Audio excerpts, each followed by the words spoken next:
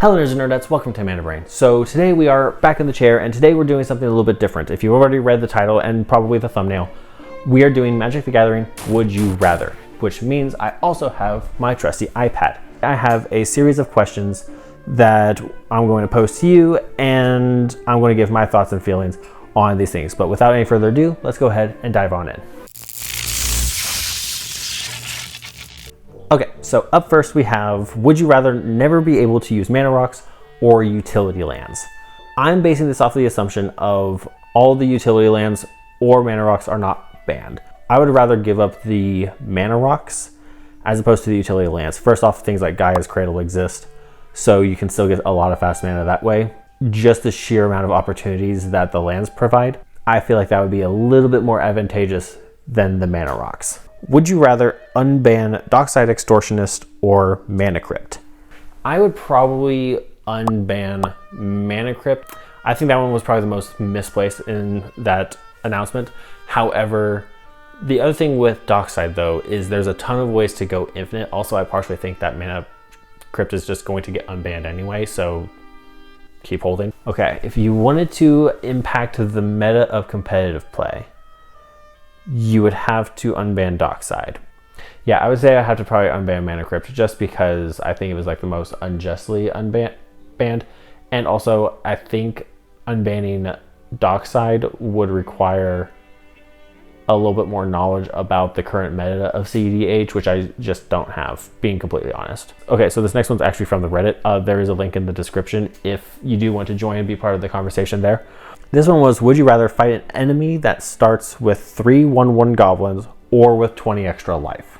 This one would depend on what the person is playing. If the person is playing green, things like Food Chain exist, which can give them fodder and they can ramp up their board state really, really quickly. Or if the person is playing black or white, there's a lot of funky things that you can do with life. Especially if you're playing like mono black, like things like Necrodominance or even just Necropotence. Those things would just give an unfair advantage with that one. Generally, I would rather fight an enemy that starts with 3 1/1 goblins because there's also like cheaper board wipes and stuff like that. Would you rather never buy singles or never buy packs? Never buy packs, it's gambling. Would you rather have one $100 card or 5 $20 cards? I would probably have to take the 5 $20 cards, and I would be even more strategic than that, and I would probably try and get one $20 card of every single color archetype, so that way I could have things like Rhystic Study, Smothering Tithe, Necropotence. Those are probably more than $20 a piece though. Food Chain, and what's a $20 expensive card for mono red? Warrior's Oath? Is that 20 bucks?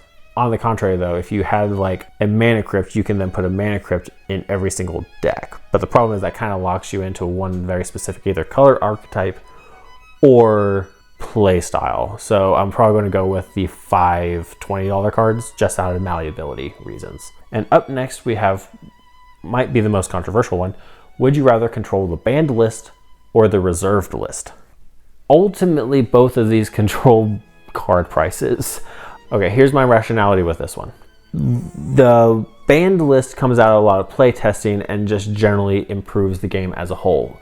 Things like Nadu should never have to exist, but they did, so it needs to be banned. But I didn't make that discovery. Now the reserved list, personal opinion, comes from a fear of collectible cards losing their value.